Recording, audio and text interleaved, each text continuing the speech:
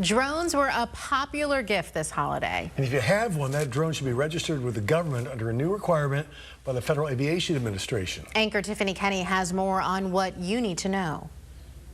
Felicia and Todd, Friday was the deadline to register all new drones, and there are a lot of them. The FAA predicted about 1 million drones would be given as holiday gifts last year, and this new rule is in response to heightened concerns about rogue drones getting too close to airplanes. Clear for takeoff. Dirk Seichel flies his drone several times a week as part of his photography business. The pictures that we can get, the video that we can get, it's almost a whole new art form. As you can see from his video, drones take you places other cameras can't. But they're not toys. That's my tail number, which is the identification, just like an airplane. It's a lot of technology in a small package, but yeah, you have to treat them with a lot of respect. Drones can be dangerous. Just ask Christopher McKnight, who was giving a tour at the Jupiter Lighthouse last year when a drone came way too close. He had it literally 4 feet from my face. Wow. And it was like he was taking my picture. It was eye level. A gust of wind came and the drone blew right towards us. It bounced off the top of the lighthouse just above our heads.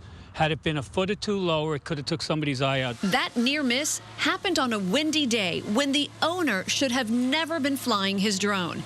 In fact, that's one of the rules the FAA put into place to keep people safe.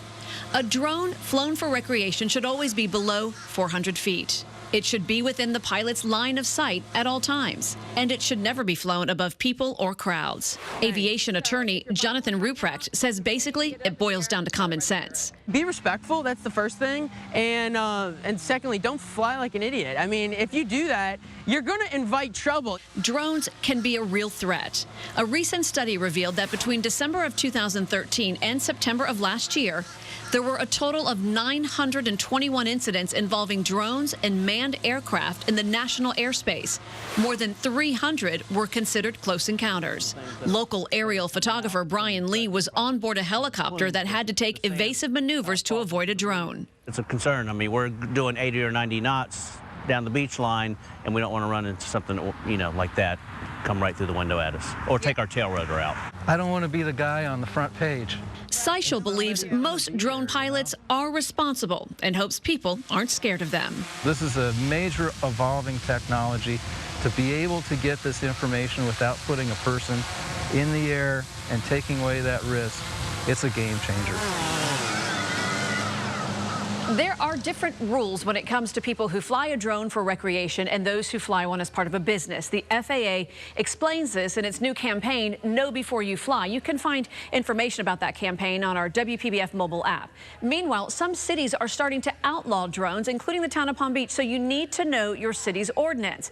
As for enforcement of these rules here locally, local law enforcement says it is up to the FAA. We reached out to the FAA to ask how it plans to monitor drones, but no one returned our calls.